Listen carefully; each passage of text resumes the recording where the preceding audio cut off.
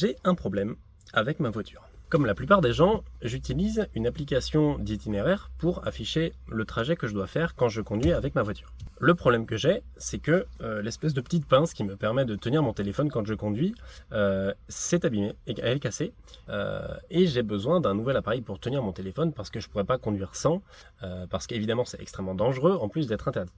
Donc j'ai décidé d'en reconcevoir un avec des logiciels qui sont dédiés à ça et de le fabriquer avec une imprimante 3D. Il y a plusieurs étapes pour fabriquer quelque chose dans ce genre-là, et si vous voulez apprendre à utiliser une imprimante 3D et tout ce qu'il y a derrière, eh ben, je vous invite à me suivre et on va voir ensemble les différentes étapes et les différents chapitres pour réaliser ce genre de choses.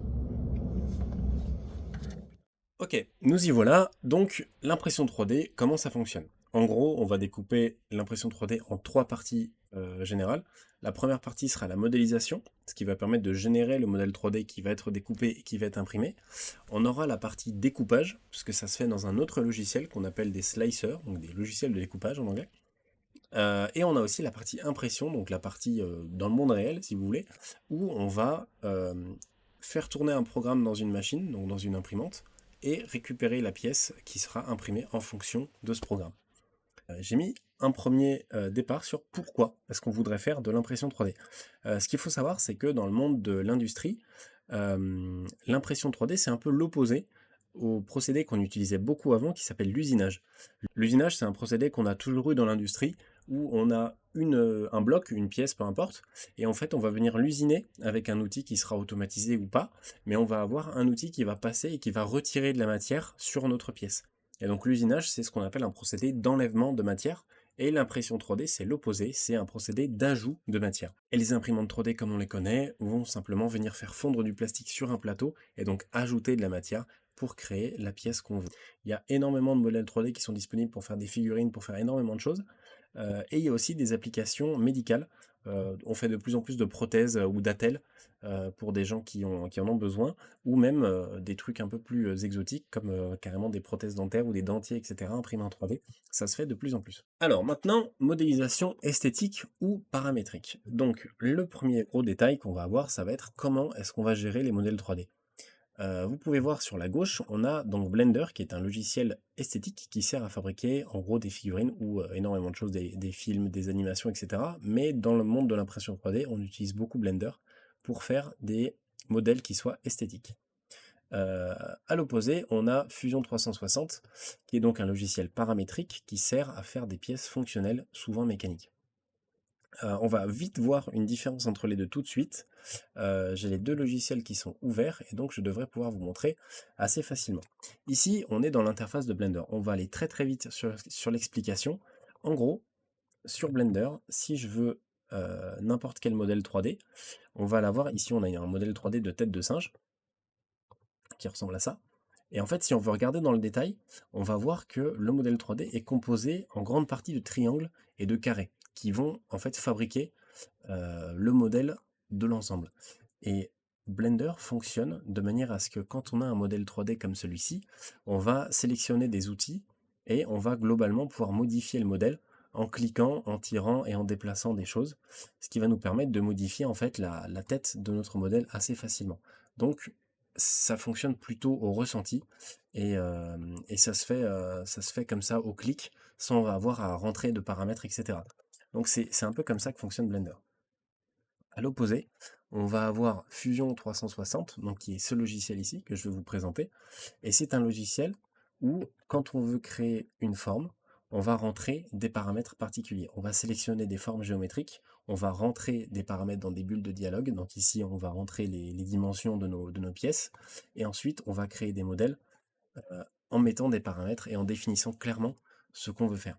Et donc, dans Fusion 360, les modèles sont enregistrés comme étant des formes géométriques. Et c'est la grosse différence avec des logiciels comme Blender, donc les logiciels esthétiques, qui vont tout enregistrer en forme de face. Ça va avoir une énorme différence sur le modèle 3D qu'on va produire. Voilà pour ça. Ensuite, on va parler de certains points de vigilance qu'il va falloir surveiller quand on va faire de l'impression 3D. J'en ai répertorié quelques-uns ici. Donc on va éviter de faire des trop petits détails qui ne pourront pas être réalisés par l'imprimante. On va respecter des tolérances, c'est-à-dire que si on veut qu'un axe bouge à l'intérieur d'une pièce, il va falloir créer un jeu entre les deux. Donc il va falloir prévoir ce genre de distance. On va essayer d'éviter de faire des parois qui soient trop fines pour éviter déjà que ce soit trop fragile, mais pour toujours pareil que l'imprimante puisse les imprimer. On va essayer de lisser toutes les arêtes pour ne pas avoir de bords vifs, donc de bords bien en angle. On va éviter des surplombs, on va éviter de mettre la pièce dans le vide, simplement parce qu'on ne peut pas créer de plastique dans du vide. Donc l'imprimante doit partir de zéro, donc soit on va devoir générer des supports pour imprimer par-dessus, soit on ne peut simplement pas l'imprimer, donc on va éviter de faire des pièces dans le vide. On va faire attention à la direction des stries, donc ça c'est la photo qui est juste ici, et on va essayer d'éviter de faire des remplissages inutiles. C'est-à-dire que si je veux imprimer une grosse boule, bah, je peux faire en sorte que la boule soit creuse plutôt qu'elle soit pleine de plastique.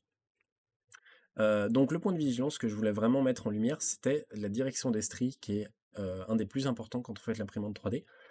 Ici, j'ai simplement 2 modèles de cylindres qui sont en visualisation de quand on va les imprimer. L'importance qu'on va avoir, c'est que la pièce finale, en fait, elle va avoir un aspect complètement différent et une résistance complètement différente à partir de ça. Le cylindre qui va être debout, en fait, il va tourner beaucoup plus facilement dans une pièce, et le cylindre qui est couché, comme il a cette espèce de forme d'escalier qu'on peut voir en haut, eh bien, il va être d'une forme un peu différente par rapport au cylindre qui sera debout. Et même si le modèle donne 2 cylindres parfaits, l'imprimante 3D ne va pas les réaliser exactement comme ça. Donc elle va automatiquement faire ces espèces d'escaliers parce qu'elle ne peut pas, même si on augmente la qualité du cylindre, etc., elle ne pourra pas faire quelque chose d'absolument parfait. Donc systématiquement, il faut faire attention à la direction dans laquelle on va imprimer notre pièce. Et parfois, on va choisir de modéliser des pièces pour qu'elles soient couchées, et donc qu'elles s'impriment couchées sur le plateau, et d'autres qu'on va imprimer debout parce qu'on veut toujours faire attention à la direction des stries. Une fois qu'on a dit ça, on a dit à peu près les 3/4 des choses qui sont vraiment importantes pour se lancer dans l'imprimante 3D, et je vous propose qu'on passe directement à la modélisation sur Fusion. Donc, on va recommencer de zéro. Alors, Fusion 360, c'est un logiciel, comme je l'ai dit, paramétrique, où on a besoin de spécifier tout ce qu'on fait pour être sûr que tout se tienne bien ensemble et d'avoir un modèle qui soit mathématique, qui soit prévu et qui soit calculé. Évidemment, on n'est pas obligé de tout prévoir et on peut se laisser un peu de marge de manœuvre et d'y aller un peu plus à l'inspiration qu'aux mathématiques, mais le mieux, c'est quand même de prévoir tout ce qu'on veut faire. Pour parler de la base. Pour me déplacer sur ce plan ici, on peut utiliser soit la petite main qu'il y a là, qui permet quand on clique dessus d'aller déplacer le plan. On peut faire des rotations, etc. Mais c'est des outils qui ne sont pas extrêmement pratiques, et en général, quand on veut se déplacer, on utilise des raccourcis pour ça. Donc j'ai le bouton de la molette de ma souris qui me permet de bouger comme ceci, et si j'appuie sur la touche Shift, la touche majuscule, et pas le verrouillage de majuscule, mais la touche majuscule tout court, je peux faire des rotations autour de ma pièce que je vais concevoir. On peut également faire ces rotations en cliquant sur le carré qui se trouve en haut à droite, et on peut prendre certains points de vue en cliquant directement sur les différents côtés de ce cube qui est en haut à droite. On peut également le faire en cliquant sur ce petit bouton ici, regardez, qui fait que quand on va cliquer sur un objet, on va automatiquement s'orienter la caméra pour le regarder. Et voilà, une fois qu'on a dit ça, on a à peu près les contrôles de base de la caméra. Maintenant, ce qui nous intéresse, c'est, au dehors de la caméra, fabriquer notre pièce. Avant de commencer à modéliser, ce que je conseille, c'est que c'est vraiment bien d'avoir sur son bureau un petit plan, ou en tout cas une idée de comment est-ce qu'on prévoit de modéliser la pièce qu'on prévoit d'imprimer. Ici, je me suis simplement noté que je voulais faire donc une première pièce qui sera attachée au support sur ma voiture, qui sera attachée sur le tableau de bord en fait. J'aurai un axe que je mettrai avec une vis, je vais mettre une deuxième pièce par-dessus et une troisième pièce par-dessus avec une sorte de petit ressort pour venir accrocher mon téléphone. Et ce petit dessin, il me permet de commencer à réfléchir surtout à comment concevoir et utiliser les bonnes pratiques qu'on a citées tout à l'heure, donc le fait de ne pas avoir de parois trop fines, de faire attention à la direction des stries, etc. Donc ça me permet de déjà me projeter à savoir comment est-ce que je vais concevoir mon modèle pour l'impression 3D derrière. Là, on est tout bon, on peut partir pour la conception.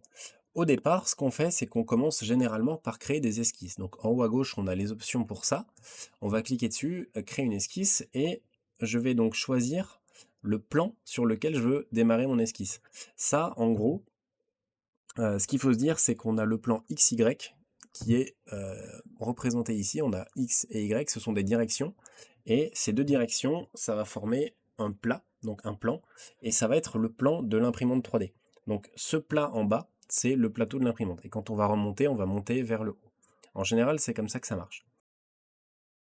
Donc on va se mettre dans cette direction-là, et on va pouvoir commencer à dessiner avec les outils qu'on a en haut, les premières esquisses qui vont nous permettre de faire notre modèle 3D. Moi, je veux faire une attache qui va sur ma voiture, et j'en veux une un peu particulière, puisque ce que je voudrais, c'est que ça fasse une sorte de rectangle. Donc, ce que je veux, c'est que mon attache, elle soit par exemple comme ça. Je vais pouvoir commencer à renseigner les dimensions. Donc ici, je voudrais que ça fasse, mettons 15 cm, donc 150 mm. Et je voudrais que ça fasse, je vais mettre, ouais, comme ça c'est très bien. Je vais mettre 90 mm par ici. Donc là, j'aurai mon premier rectangle ici. Ce premier rectangle, je veux qu'il ait cette forme-là, c'est OK. Là, je fais terminer l'esquisse. Donc là, j'ai ma première esquisse qui est faite sur le sol. Donc c'est vraiment un dessin sur mon plat. Pour le moment, ça n'est pas encore un modèle. Pour que ça devienne un modèle, je vais devoir l'extruder. Donc je vais cliquer sur le bouton extrusion et ça va me proposer d'aller épaissir le dessin que je viens de faire pour en faire un modèle. Et là, on voit le modèle qui commence à se dessiner. Je peux renseigner l'épaisseur. Moi, je voudrais que ça fasse 5 mm d'épaisseur. Ça me paraît presque un peu épais. Mais on va rester sur 5 mm d'épaisseur pour le début. Donc je veux que ça fasse 5 mm d'épaisseur. À partir de là, donc j'ai ma première plaque. Et ça, rappelez-vous, si je regarde mon petit schéma, je veux donc avoir une plaque et avoir un petit support qui va sortir par-dessus. C'est ce qui est important pour ma conception. Donc je vais continuer en passant par là. J'ai ma plaque ici, et je vais rajouter une esquisse, et donc mon esquisse, je veux la rajouter sur ce plan. Notez que je ne suis pas obligé de cliquer systématiquement sur les plans orange. Je peux aussi cliquer sur les faces de ma pièce pour dessiner directement sur ces faces-là. Et là, c'est ce que je vais choisir de faire. Je vais donc cliquer sur cette face, et je veux tracer mon rectangle de cette manière. Hop, avec un arrondi par-dessus. Ok. Ce qui va être intéressant aussi, ça va être de placer, donc j'ai parlé tout à l'heure du fait que c'était un logiciel paramétrique, et donc on a tracé une forme, et on va aller cliquer sur des bords en ayant sélectionné l'option ici cote d'esquisse pour aller spécifier en fait le paramètre qu'on vient de sélectionner. Donc là j'ai choisi de cliquer sur ces deux lignes, donc le paramètre ce sera la distance entre ces deux lignes. Ici ça va être 20 mm, moi je voudrais plutôt que ce soit 40 mm, donc 4 cm. Je clique et ça va automatiquement changer la taille de mon dessin. Il faut faire un peu attention avec ça, parce que suivant ce qu'on renseigne, on peut parfois se retrouver avec des trucs énormes ou tout petits. Donc il faut faire un peu attention à quel paramètre est-ce qu'on va modifier en sélectionnant les tailles de nos esquisses. Donc là j'ai quelque chose comme ça me paraît pas mal. Et je m'aperçois qu'en fait j'oublie quelque chose, c'est que si je fais ça, je peux extruder ma pièce, donc je peux faire un autre volume comme ça par-dessus. Mais si je fais ça, j'aurai du mal à faire passer une vis, puisque ben, là, il va falloir un trou si je veux faire passer ma vis. Mon objectif, c'est que je puisse placer une autre pièce par-dessus pour venir faire tourner et faire pivoter. Donc il va me falloir un trou, et pour ça, il va falloir que j'édite mon esquisse. Donc je vais recliquer dessus. On peut voir en bas une sorte de frise chronologique de toutes les opérations que j'ai faites. Ok. Si je place le curseur en arrière, on va voir que je serai reparti de zéro, et qu'ensuite, à chaque étape, on va pouvoir voir ce que j'ai rajouté sur mon modèle. Ok. Donc là, j'ai fait en premier ma plaque, donc là, j'ajoute ma plaque, et ensuite, j'ajoute mon début d'attache. Ok. Ce que je veux maintenant, c'est modifier ça pour rajouter un trou. Donc je vais aller cliquer sur l'esquisse que j'ai fait, et je vais aller rajouter un cercle ici, diamètre 2 cm, ça me paraît beaucoup trop, et je vais faire un diamètre de 10 cm, ce sera très bien, 10 mm, pardon, ce sera très bien. Voilà, donc là j'ai 10 mm. Je fais terminer, et donc quand je vais aller dans extrusion, je vais pouvoir remodifier l'extrusion, et cette fois-ci cliquer sur le cercle que j'ai tracé en plus. Et là, tac, il va me désélectionner mon cercle et il va automatiquement me faire mon attache avec le trou en plus. Donc là, je pense qu'en faisant comme ça, je suis pas trop mal. Je vais remodifier peut-être l'épaisseur. J'ai fait une épaisseur de 1,5 cm et ça me paraît à peu près correct. Ce que je conseille quand on va modéliser aussi comme ça, c'est d'avoir toujours proche de soi une règle ou quelque chose qui nous permette de nous rendre compte de la distance. Moi, j'ai à côté de mon bureau, j'ai toujours une espèce de petite règle qu'on voit pas beaucoup à la vidéo d'ailleurs. Mais sur mon bureau, j'ai toujours une petite règle, donc on appelle ça un réglet, qui me permet d'avoir une idée de la taille que je mets. Donc là, je me dis que ça fait 1,5 cm, ça fait cette épaisseur-là, et au final, je me dis que c'est vrai que 15 mm, c'est quand même un peu gros. Donc je vais aller modifier ça. Donc quand je suis allé dans mon extrusion, je suis allé chercher la valeur ici, et j'ai modifié de 15 mm, je suis passé à 8, et ça me paraît beaucoup plus correct comme ça. De la même manière, je me dis que ça, c'est peut-être un peu gros, donc je vais aller le modifier, je vais aller cliquer sur l'opération qui m'a permis de le créer, sur son esquisse, et je vais rajouter une cote ici, paf.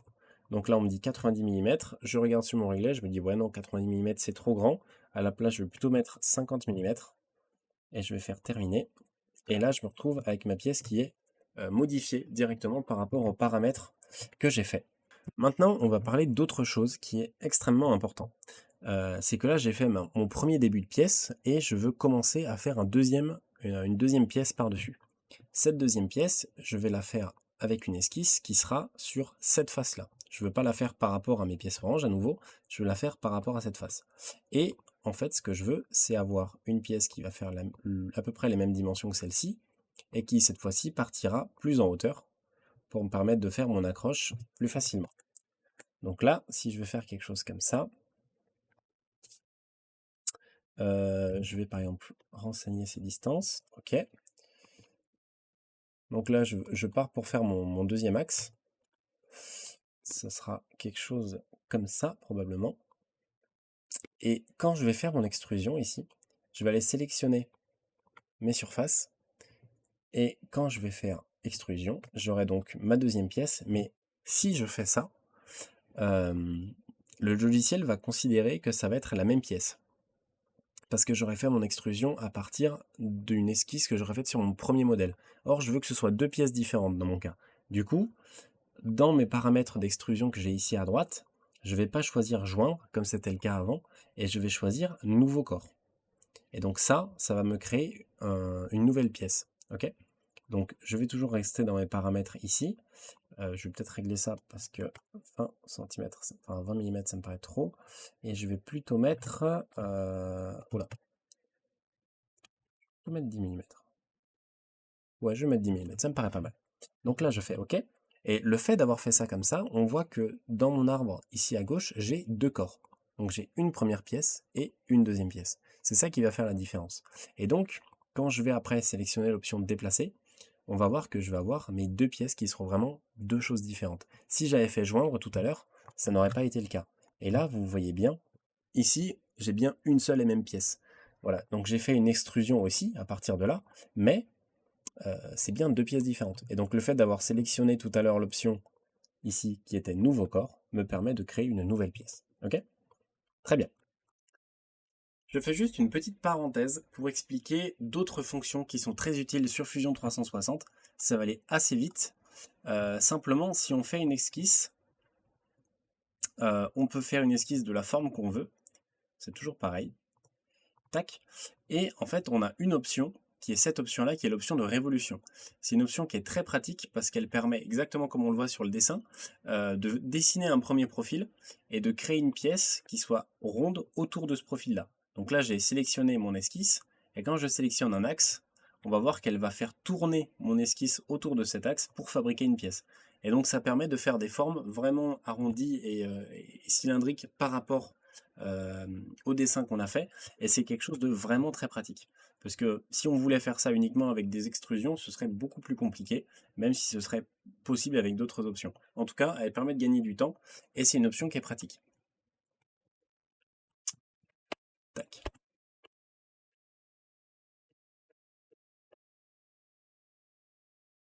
Une autre option assez pratique, si je dessine un carré ici, je voudrais par exemple pouvoir dessiner une autre esquisse, une esquisse de rond qui soit en hauteur. Et pour le faire, je vais cliquer sur construire.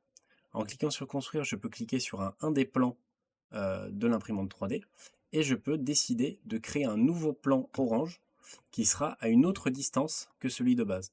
Et donc je peux créer une esquisse sur ce plan et donc créer des esquisses qui ne soient pas sur des faces d'objets que j'ai déjà créés ou qui soient sur les faces orange de base. En faisant ça, donc je peux créer deux esquisses différentes. Et j'en profite pour vous montrer une autre option qui est très intéressante, c'est l'option de lissage. Elle apparaît quand on va dans créer, je crois, ici. Elle permet de faire le lien entre deux esquisses en faisant une forme qui soit lissée entre les deux. Donc si je sélectionne ma forme carrée et ma forme ronde, je crée une forme automatiquement qui aura d'un côté une forme carrée, comme en bas, et en haut une forme ronde comme en haut. Et donc là, on peut faire des liaisons entre deux objets qui soient très propres et très lisses, et donc c'est assez intéressant. Puis après, on est libre d'en rajouter sur les arêtes ici. On peut rajouter des congés ici, et donc pouvoir en plus lisser les côtés, en plus qu'ils ne le sont déjà de base. Pour continuer là-dessus, on peut dessiner parfois avec des lignes. Donc les lignes, je l'ai montré tout à l'heure, ça permet d'avoir des traits droits. Et si on veut quelque chose d'un peu plus arrondi, on peut utiliser cette option. Donc ils appellent ça les splines, c'est pour faire des courbes. Et donc quand on va cliquer, on va sélectionner et on va faire des lignes qui seront arrondies. Et ça, c'est très puissant parce que ça permet vraiment de faire des choses qui soient esthétiques et ça nous permet de faire des choses sympas. Une fois qu'on a cliqué sur le bouton valider, il va nous donner plein de points verts et pour chacun de ces points verts, on va pouvoir régler le type de courbe qu'il y aura pour chacun de ces points. Et ça va permettre de vraiment créer des choses qui soient arrondies et qui nous plaisent vraiment selon ce qu'on veut faire. Avec ces choses que je viens de vous expliquer, je vais pouvoir vous parler maintenant d'une autre option qui est très très intéressante. Si je fais une courbe qui serait comme ça, par exemple. Ok, là je fais ma courbe et je veux, par exemple, créer un tube. Eh bien, ce tube, je peux le créer en faisant un cercle à l'origine de ma courbe, comme ça. Et ce que je vais faire, c'est que je vais aller dans Créer, je vais sélectionner Balayage et je vais lui donner une surface, puis un chemin, que je vais aller sélectionner comme ça. Et lui, il va automatiquement faire suivre la surface à travers le chemin pour créer une nouvelle forme. Et avec ça, on va pouvoir générer tout un tas de tubes ou d'armatures particulières. Et donc, on va pouvoir vraiment créer quelque chose d'assez sympa. Donc avec ces options-là, vous devriez être capable de faire beaucoup de choses. Pour finir, la dernière option qui vous sera vraiment utile, je pense, ce sera l'option de réseau. Donc en fait, c'est un système de multiplication. Si je crée un premier volume comme celui-là, je vais pouvoir, par exemple, créer hop, un rond. Et je veux en faire un trou. Paf, je fais une extrusion, je le mets dans le sens inverse, plutôt que d'ajouter de la matière, ça va la supprimer. Maintenant, si je veux en avoir plusieurs des trous, je peux aller modifier mon esquisse et en dessiner plusieurs. Ok? Mais si je les veux tous parfaitement à la bonne taille et tous alignés parfaitement, bah ça va me prendre le temps d'aller à chaque fois le placer au bon endroit, etc.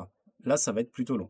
Et ben, il y a une option qui est faite pour ça et on va apprendre à s'en servir. Donc là, j'ai mon premier trou. Je vais aller dans Créer et j'ai Réseau ici. Je peux faire des réseaux rectangulaires ou des réseaux circulaires. Si je sélectionne rectangulaire, je vais aller sélectionner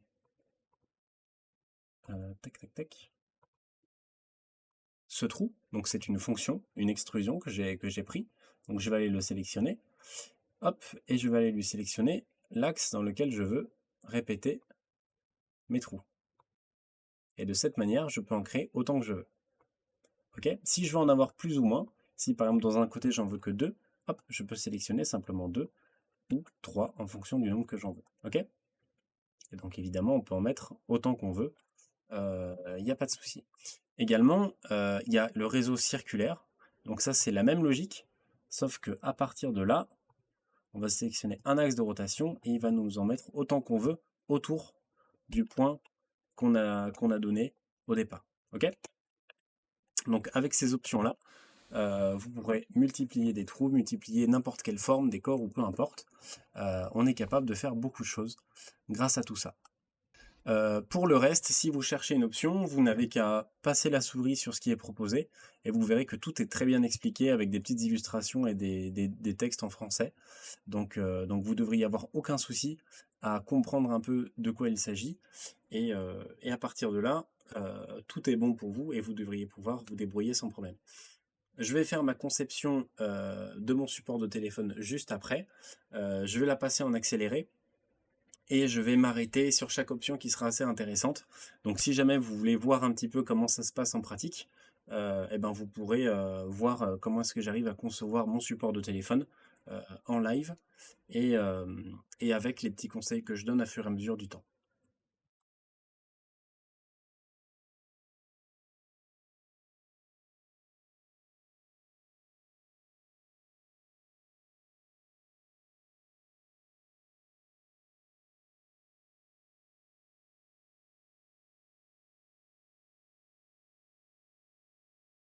Là, un petit point intéressant, donc je commence à créer un nouveau corps et je prévois que dans mon système que je vais mettre un écrou. Je voudrais que cet écrou soit caché dans mon impression 3D. Pour qu'il soit caché, ce que je vais faire, c'est que je vais créer une forme d'hexagone, mettre un écrou à l'intérieur. Et donc pour ça, je vais aller sélectionner dans les dessins que je peux faire, je vais aller dans Créer et je vais choisir Polygone. Je vais choisir un polygone, peu importe lequel. Tac, et je veux que ce soit un polygone à 6 côtés, donc un hexagone. Et ensuite ici, je vais définir la taille qu'il aura. Et ici, bon, non, je me suis trompé, je vais prendre l'autre. Ce sera un polygone circonscrit comme celui-là. Et je peux faire... Ça dépendra de sa taille, je vérifierai tout à l'heure, mais je veux faire un à 6 côtés dans tous les cas, et je veux qu'il soit placé comme ça. Et donc, en mettant cette option comme ça, je peux donc faire quelque chose qui ressemble à un hexagone, et donc je pourrais cacher mon écrou à l'intérieur en faisant comme ça. Je refais mon cylindre, je fais mon esquisse, et ensuite je viens sélectionner ça, et donc je ne sors que l'opposé, ce qui me permettra d'aller cacher un écrou à l'intérieur. Et comme mon idée, c'est d'aller mettre une vis ici, donc j'aurai la tête de vis qui va être de ce côté, la vis va sortir de ce côté-là, et donc je mettrai mon écrou à l'intérieur, et ça va venir serrer l'ensemble de cette manière.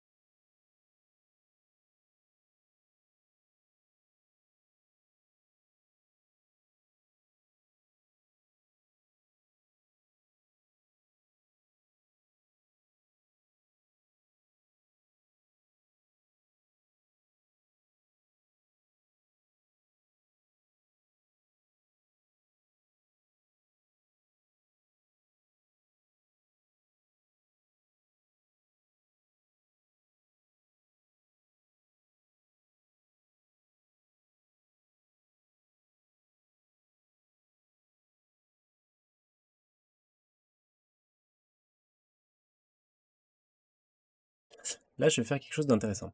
Je vais aller dessiner sur cette esquisse ici.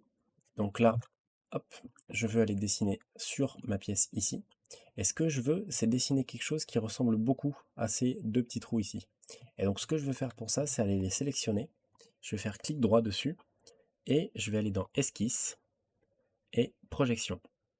En faisant ça, j'ai mes deux cercles qui viennent se projeter sur mon dessin actuel.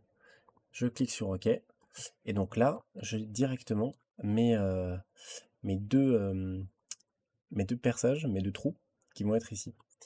Et donc à ce niveau-là, je peux à nouveau continuer à dessiner à partir de là. Ça, c'est intéressant à savoir.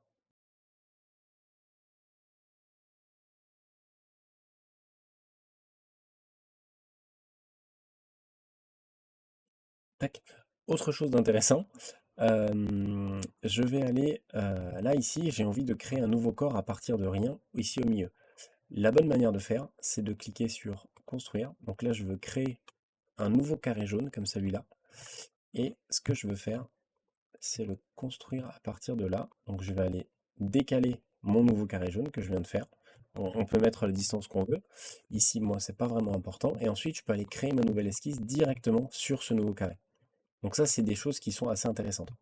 Et quand je vais dessiner ici, vous voyez, j'ai un objet de chaque côté. Donc peu importe le côté où je serai, mon dessin qui va être pile au milieu des deux, il va être gêné par mes deux pièces.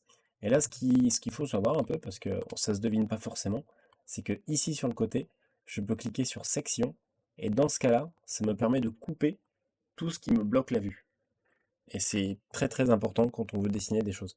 Donc là, quand je le fais, je vais me placer directement sur mon plan ici, et donc je ne verrai pas tout ce qui est affiché derrière. C'est simplement pour me permettre de mieux voir ce que je dessine.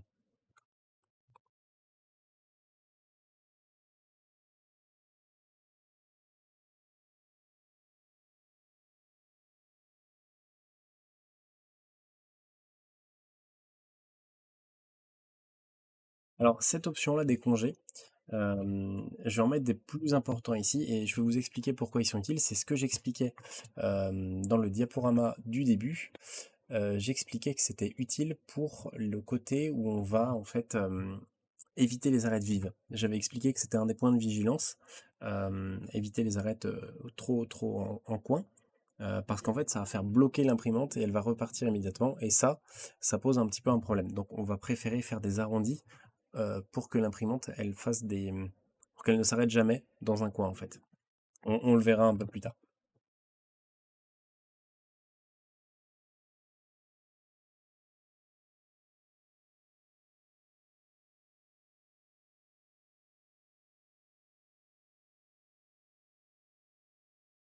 Là, je cherche à cliquer sur chacune des arêtes, ce qui est particulièrement long.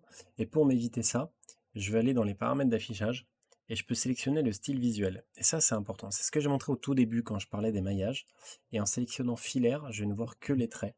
Et donc, ça va me permettre de bien plus facilement sélectionner les traits sur lesquels je veux m'éconger.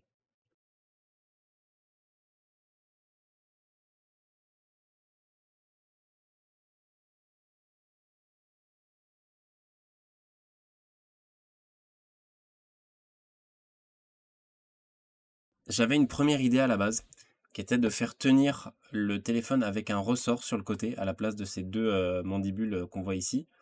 Et je trouve que ce serait clairement mieux de vraiment mettre ce ressort. Donc au final, je vais modifier cette version-là pour en faire une version avec un ressort. Et j'imprimerai peut-être les deux et je verrai laquelle des deux fonctionne le mieux. Donc voilà, je suis parti pour faire ma petite modification. Et en fait, je peux simplement... oula, je suis perdu. Tac. Je peux simplement aller modifier dans mes corps. Je peux aller cacher ceux que je ne veux plus et en reconcevoir par-dessus. Et donc, quand je veux modifier quelque chose, il me suffit de cacher des pièces que je veux plus voir, d'en créer de nouvelles, et donc il me suffira d'exporter avec des pièces cachées ou non, suivant ce que je veux faire. Par exemple, le sélectionner comme ça, je le masque. Donc là, il est masqué, il n'apparaît plus. Et si j'exporte mon modèle comme ça, si je fais exporter, eh ben, je pourrais imprimer que ces pièces-là. J'imprimerai rien d'autre. Et ça, du coup, c'est intéressant parce qu'on peut faire plein de pièces différentes et les imprimer seulement celles qu'on aura choisies, ou alors toutes les imprimer côte à côte. Et après, on s'en débrouille, on fait comme ça nous arrange.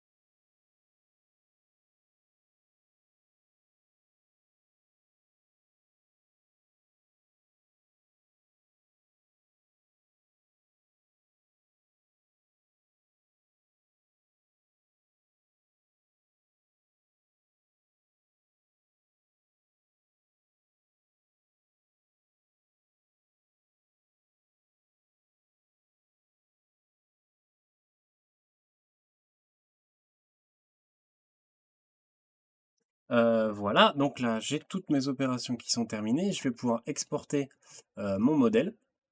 Donc là, je vais exporter l'ensemble de toutes mes pièces et c'est sur le logiciel de découpage que je vais choisir lesquelles je veux imprimer ou pas, si je veux toutes les imprimer ou non. Et donc, je vais commencer par enregistrer mon projet et puis je vais aller faire exporter Donc je fais support téléphone, on va l'appeler complet. Moi je l'enregistre en step, vous pouvez aussi l'enregistrer en STL suivant le modèle que vous faites, ce sera plus ou moins pratique. Mais si vous avez un logiciel qui est capable d'ouvrir du step, le mieux c'est d'essayer. Essayez d'abord avec du step parce que c'est quand même le meilleur format pour exporter des modèles d'imprimante 3D. Hop. Quand on arrive sur Orca, il nous faut sélectionner un nouveau projet pour commencer. Donc moi je vais le créer. Il nous faut aussi renseigner quelle imprimante 3D est-ce qu'on utilise. Moi la mienne c'est une Flashforge Adventurer 5M. C'est celle auquel j'ai accès. Et donc je vais choisir cette imprimante pour faire mon impression. Puisque la taille du plateau, mais aussi l'accélération et les vitesses varient en fonction des modèles d'imprimante 3D. Et donc c'est important de renseigner le bon modèle parce que ça va directement influencer sur tous les paramètres sur lesquels on va pouvoir jouer. Donc j'ai mon plateau d'imprimante 3D ici. Je vais aller sélectionner mon dossier qui contient mon support de téléphone en modèle, donc mon format step, et je vais l'enregistrer, je vais le déplacer sur mon plateau. Voilà, là on le voit qui apparaît sur le plateau de l'imprimante, et donc si je clique sur mon objet et que j'essaie de le déplacer, vous allez voir que tout se déplace entièrement, et il y a des choses qui volent en l'air, etc. C'est pas correct par rapport à ce qu'on veut imprimer.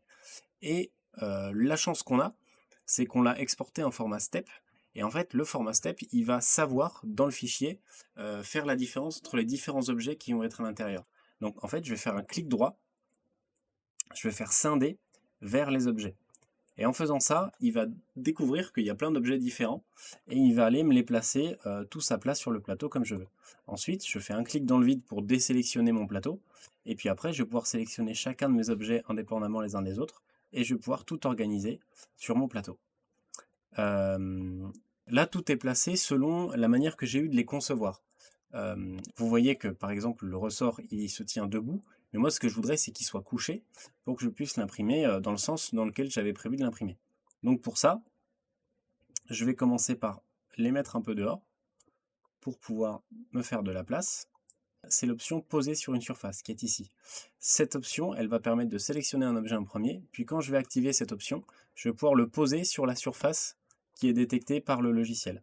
Donc je vais sélectionner, poser sur une surface, celle-ci, paf. Et donc il va automatiquement poser l'objet dans l'angle sur lequel je lui aurais dit que je voulais qu'il se place. Donc je vais faire quelque chose comme ça, et je vais faire ça pour tous mes objets. Les contrôles sur Orca sont un peu différents que ceux de Fusion, puisque pour faire une rotation, je vais juste appuyer sur le clic gauche, et pour bouger le plateau, je vais continuer d'appuyer sur le clic molette comme sur Fusion. Les contrôles sont un peu différents, c'est souvent le problème en utilisant plusieurs logiciels, mais on s'y fait assez vite, et ça change assez rapidement, donc il n'y a pas trop de soucis à se faire. Voilà, donc là j'ai placé toutes mes pièces à plat. Et quelque chose qu'on peut faire aussi, si nos pièces sont pas trop complexes, on peut demander au logiciel d'automatiquement placer toutes les pièces sur le plateau avec cette option-là, organiser tous les objets. Je clique dessus, j'organise, et il va me montrer que pour lui, le mieux, c'est d'organiser mes pièces comme ça. Effectivement, je trouve que c'est pas trop le cas, parce que je peux déplacer cet objet comme ça. Celui-ci, je peux le mettre ici sans problème.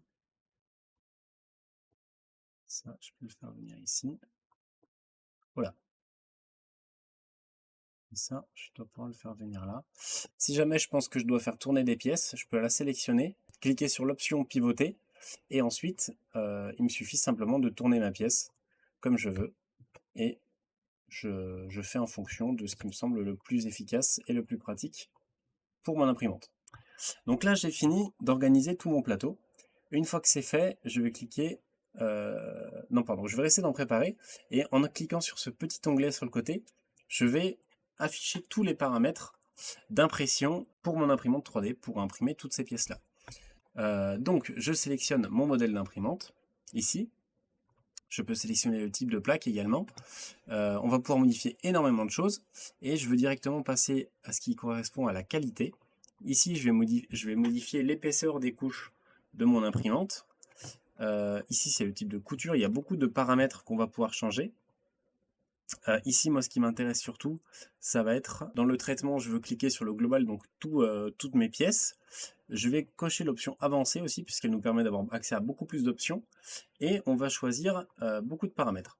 La hauteur de couche, ça va correspondre à combien de couches est-ce que mon imprimante 3D va faire. Plus je mets une hauteur de couche élevée, plus les couches vont être épaisses.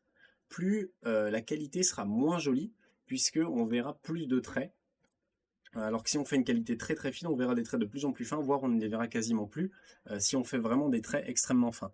Mais moi ici, je veux surtout que ce soit fonctionnel et que l'impression se fasse rapidement, donc je vais laisser cette hauteur de couche de 0,2 mm, parce que même si elle se voit un peu, je trouve que c'est pas gênant. Ça, c'est la largeur des lignes que la buse va déposer en plastique fondu sur nos pièces, donc on va éviter d'y toucher. Les coutures aussi, on va pas trop y toucher, le lissage pareil. Les parois et les surfaces, ça peut être intéressant d'y jeter un œil. Si on veut se renseigner sur quelle option on veut faire, il suffit de passer la souris dessus et on a un mémo qui apparaît, qu'on peut lire facilement, qui nous explique très bien l'option qu'on est en train de toucher. Ensuite, on va passer à la solidité. Quand on parle de solidité, on va parler du nombre de parois, et moi je veux que ça soit important pour mon impression 3D, je veux qu'elle soit solide, parce que je veux que ce soit mécanique, il va y avoir des efforts dedans, donc je veux que ce soit solide. Si je fais découper le plateau, ici, elle va commencer à générer le programme directement d'impression 3D, et voilà, ici elle me donne son point de vue de comment est-ce que je vais créer ma pièce. Là, elle me dit que la durée totale de l'impression sera de 4h39. Elle me dit combien de filaments est-ce qu'elle va dépenser pour tout construire, etc. Donc j'ai énormément d'infos sur cette bulle-là. Ça ne m'intéresse pas tellement. Ici, c'est les détails en particulier du programme. Globalement, on ne va pas vraiment se pencher dessus, mais ce qu'il faut comprendre en gros, c'est que ici, c'est tout ce que l'imprimante 3D va lire et ce qui va lui faire permettre d'imprimer la pièce. Donc en fait, c'est le programme en lui-même. Et ce qu'on peut voir, c'est que si je glisse sur cette barre ici à droite, on peut voir comment est-ce que ma pièce sera fabriquée. Et donc si je glisse en arrière, on voit qu'en fait, mon ressort, eh bien, il ne va pas être plein, il va être avec du remplissage à l'intérieur. On va voir que toutes mes pièces ici, elles vont être fabriquées de cette manière. Vous voyez, on voit des parois très fines sur les côtés, elle va être remplie avec une sorte de motif, et les parois vont être assez fines. Et ça, c'est pas du tout ce que je veux. Donc moi, ce que je veux, c'est augmenter le nombre de parois. Et si je fais découper le plateau à nouveau, vous allez voir que ça va changer. Voilà. Ici, donc j'ai augmenté le nombre de parois, et on voit bien que sur l'impression que je génère, eh bien, les parois sont beaucoup plus épaisses. Et ça, c'est ce que je veux. Et idéalement, je voudrais augmenter le nombre de parois jusqu'à ce que mon ressort ici soit quasiment plat. Je pense que je peux en mettre 12 par exemple. Voilà. Là, on voit que mon ressort est plein. C'est exactement ce que je veux. Donc on va rester comme ça, c'est très bien. Hop. Et ensuite, j'ai toutes mes autres pièces qui vont être comme ça. Et pour les autres pièces, on va voir que le remplissage va être fait avec une sorte de motif. Ce remplissage, on le sélectionne ici. On voit qu'il est rempli à 15%, c'est-à-dire que 15% de l'espace qui va être dans la pièce va être rempli avec un motif. Il y a le motif quadrillage, je n'utilise pas souvent celui-ci. En général, je vais préférer... où est-ce qu'il est? Je vais préférer le tri-hexagone, si je dis pas de bêtises. Non, je me trompe, c'est pas celui-ci. Voilà. En général, j'ai tendance à préférer celui-ci parce qu'il fait des sortes de lignes un peu dans toutes les directions. Et je sais pas vraiment s'il est plus solide, mais j'ai l'impression qu'il l'est un peu plus. Donc j'ai tendance à préférer celui-ci. On peut augmenter un petit peu la densité du remplissage, mais dans mon cas, la pièce sera largement assez solide en utilisant simplement ces parois bien assez épaisses. Donc j'ai pas vraiment besoin de la remplir beaucoup plus que ça. Tac, donc là comme ça on est pas mal. Et je vais imprimer toute ma pièce comme ça. Je pense qu'elle sera très bien avec ces paramètres ici.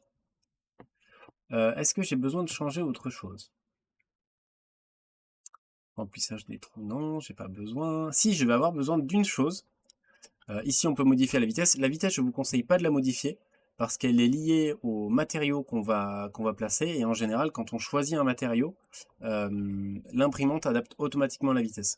Moi, je vais imprimer en PLA, c'est le matériau le plus répandu, et suivant les matériaux qu'on choisit, ça va changer vraiment tous les paramètres de vitesse, et donc ça va changer l'estimation du temps d'impression de l'imprimante. Une chose très importante, c'est parler des supports. Les supports, c'est ce qui va se générer à chaque fois qu'on aura un trou quelque part, ou quelque chose qui va être en train de voler, entre guillemets. Et j'en ai un justement de trou, je ne me souviens plus où est-ce qu'il est. Il est ici, voilà. Là, j'ai pas eu le choix. Pour ma conception, j'ai un cylindre qui va se faire coucher. Donc ça, c'est mon trou. J'en ai parlé tout à l'heure, avoir un cylindre couché, c'est pas une bonne chose. On veut pas avoir ces sortes d'escaliers ici. Et pourtant, bon, j'ai pas tellement le choix, parce que j'ai besoin d'avoir une pièce qui a un trou dans chaque direction, donc je peux pas vraiment faire un parfaitement debout et un parfaitement couché. Donc on va rester comme ça. Euh, pour faire en sorte que ça puisse s'imprimer correctement, vous voyez que là, j'ai cette partie en bleu, et ça m'indique que, en fait, ça va un peu suspendre dans le vide. Donc ça, c'est un peu un danger. Suivant le programme d'impression ou la qualité de l'imprimante qu'on a, on peut avoir du plastique qui va tomber, et donc faire des gros pâtés de plastique qui seront vraiment pas beaux, en plus de pas être pratiques du tout. Donc pour ça, on va vouloir activer l'option pour générer des supports. Vous pouvez générer les supports comme vous voulez. Moi, je préfère les supports arbres qui sont beaucoup plus faciles à décoller, même s'ils sont un peu moins solides et que parfois ils peuvent un peu se détacher. Donc je vais sélectionner les supports arbres comme ça sera très bien. Et j'aurai pas besoin d'autre chose, a priori. Tac, tac, tac. Normalement, là, j'ai tout ce qu'il me faut. Donc je vais découper le plateau une dernière fois. Voilà, et on voit ici en vert le support qui apparaît, qui va me dire qu'en fait, il va rajouter du plastique, et que ce plastique va servir à éviter que le plastique tombe quand il sera dans le vide. Donc en fait, il va faire un espèce de petit arbre qui va venir tenir le plastique pour faire une sorte de petit échafaudage. Et en faisant ça, normalement, j'aurai plus de soucis et mon impression 3D devrait relativement bien se dérouler. Une fois que j'ai fini de faire mon modèle, je peux cliquer sur exporter le fichier G-code, et là j'ai une fenêtre qui va s'ouvrir, qui va me proposer de sauvegarder mon programme. Je change son nom et je décide de l'enregistrer comme ça. Donc là, j'en suis à la partie où j'ai généré mon programme G-code pour mon imprimante 3D. Et suivant les imprimantes 3D, on doit l'enregistrer sur une petite carte SD ou sur une clé USB, suivant ce qu'elles peuvent prendre en charge. Et donc, on n'a plus qu'à le brancher sur l'imprimante 3D, lancer le programme, et normalement, l'imprimante va automatiquement générer notre pièce en fonction du programme qu'on a conçu. Le programme démarrera dès que l'imprimante sera à la bonne température au niveau du plateau et de la buse. Une fois que le programme sera terminé, on aura une notification sur l'écran de l'imprimante et on pourra retirer le plateau pour aller décoller la pièce. Il ne restera plus qu'à nettoyer le plateau de la petite bavure qui est faite pour nettoyer la buse, et on n'aura plus qu'à ranger le plateau dans l'imprimante en collant bien les deux coins du plateau au fond dans les butées. Une fois qu'on a fini de se servir de l'imprimante, on peut l'éteindre en appuyant sur le bouton et en sélectionnant éteindre. Après plusieurs semaines, j'ai fini mon premier prototype, et donc il est fonctionnel, il me plaît bien. Il y a quelques petites erreurs, mais il marche bien, et donc on va décortiquer un peu ensemble comment est-ce qu'il fonctionne. Donc, comme on l'avait prévu, il y a une accroche au niveau du sol que je vais déformer avec un peu de chaleur et que je vais venir coller dans ma voiture. Ensuite, on a un premier axe ici qui est tenu avec cette grosse vis. Avec ça, ça me permet d'avoir un mouvement sur cet axe-là. Ensuite, j'en ai une deuxième qui est ici, avec l'écrou qui est caché dans le plastique, qui me permet d'avoir une mobilité comme ça. Et le tout me permet de venir bouger dans plusieurs directions, tout en étant fixé au sol. Alors maintenant, comment est-ce qu'on l'utilise? J'ai mes deux angles ici qui vont venir mettre en position mon téléphone, et ce ressort ici qui va venir le maintenir en position en forçant en permanence. Donc en application, ça donne ça. Je pose mon téléphone dans les deux coins, et une fois qu'il est posé, je viens tirer sur le ressort et je viens fixer la petite languette dessus. Et comme ça, mon téléphone tient parfaitement et je peux aller forcer un peu dessus, il n'y a pas de souci. Mon téléphone tient très bien sur le système. Je peux même le mettre à l'envers, le secouer un peu. J'ai vraiment aucun problème à avoir mon téléphone à l'intérieur. Il est bien fixé, il est bien maintenu, il n'y a pas de souci. L'idée d'avoir un système comme ça, c'est de pouvoir jouer après avec la hauteur ici, en vissant plus ou moins cette partie pour la faire redescendre et monter. Comme ça, on pourra gérer la hauteur du téléphone. Et avec le ressort ici, on pourra simplement gérer la largeur du téléphone en tournant plus ou moins en fonction du téléphone qu'on a, s'il est plus ou moins large. Et donc comme ça, on a un support de téléphone fonctionnel, ça me plaît bien. Le problème que j'ai, c'est que j'ai prévu des trous de 10 mm de diamètre ici, et en fait j'ai pris j'ai choisi de faire 10 mm comme ça à l'inspiration, et c'est une erreur parce que le fait d'avoir fait 10 mm, ça m'oblige à utiliser des tiges de 10 mm de large. Et une tige de 10 mm, c'est vraiment énorme pour un support de téléphone. Il m'aurait suffi de peut-être 4 ou 5 mm, ce serait largement suffisant. Mais donc cette erreur que j'ai faite de prendre une décision trop vite, et le fait d'avoir choisi 10 mm au lieu de 5 par exemple, ça m'oblige à utiliser des vis qui sont beaucoup plus grosses alors que des plus petites auraient suffi. Et ça, c'est une erreur que j'ai faite. Donc je vais faire en sorte que si je fais une prochaine version, eh ben, je puisse réduire ce diamètre-là pour avoir des vis qui soient plus petites et donc que ça soit plus correct au niveau de du dimensionnement. D'autres choses, mon ressort, je l'ai refait plusieurs fois. La première fois que je l'avais conçu sur cette forme-là, et donc c'était une erreur. Euh, le ressort ici, il est beaucoup trop rigide et il me faut énormément de force pour essayer de le déformer un petit peu. Et donc ça va pas. C'était mal dimensionné, j'ai fait une erreur de calcul. Et je l'ai refait à nouveau très vite, sans vraiment faire de calcul. Je me suis dit qu'en diminuant un peu, ce serait mieux. Et là, cette fois, c'était trop. Donc là, il fait très bien son travail de ressort.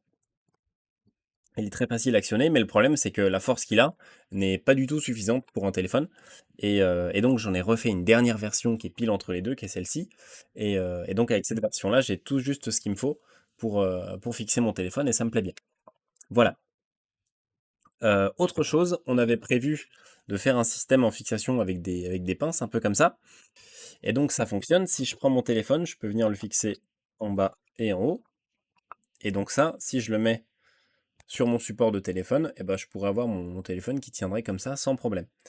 C'est fonctionnel, mais ça me plaît pas beaucoup parce que c'est fait uniquement pour mon téléphone, et dès qu'il y a un téléphone un peu plus large, bah automatiquement ça marchera plus.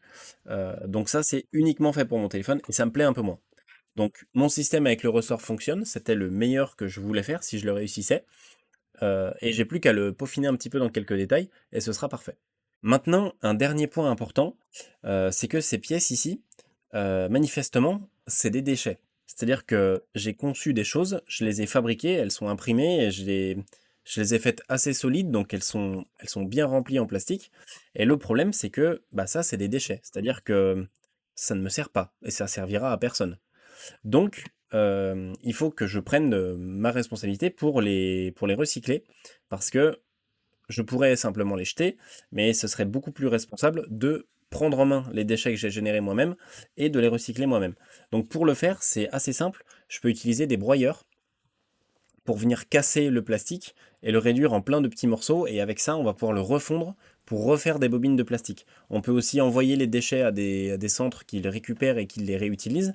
Et ça, je pense que c'est important de le faire, parce que ces plastiques-là, vu qu'on fait de l'impression 3D, on sait exactement ce que c'est comme plastique. Et le gros problème du recyclage des plastiques, c'est de les trier. Par exemple, quand vous jetez plein de bouteilles de plastique différentes, on ne sait pas exactement le plastique qui fait la bouteille, et ça prend beaucoup d'énergie et de temps pour les trier, etc. Alors que si vous venez euh, spécifier que ça c'est telle sorte de plastique, ça coûtera beaucoup moins d'énergie à recycler, et si vous le faites vous-même, bah, c'est encore mieux. Donc voilà, un petit mot pour dire que c'est important de penser à l'utilisation de nos propres déchets pour les recycler, etc. Et, il existe des manières de faire, et le plastique c'est une des choses qui se recycle le mieux, donc il faut le faire, c'est important de l'avoir en tête au moins, et quand vous concevez, prenez conscience que si vous vous loupez, vous générez des déchets, c'est pas un drame, ce qu'il faut c'est en avoir conscience, et il faut faire des erreurs pour apprendre, sinon on teste jamais et on reste dans l'ignorance, donc soyez prudent avec ça, et ayez bien en conscience que évidemment on génère toujours des erreurs quand on essaye de faire des choses, ce qui est normal, puisqu'on est humain. J'espère que ça vous aura été utile et que vous avez appris deux trois choses pour l'utilisation de tous les logiciels qu'on a utilisés jusqu'à maintenant, que ce soit les facilités, les différences, les points à mémoriser, etc., qui font qu'on a un modèle de plus ou moins bonne qualité en fonction du soin qu'on met à le faire. J'espère que vous saurez faire une bonne utilisation de tout le savoir que je viens de vous donner, et je vous souhaite de bien vous amuser avec les imprimantes 3D.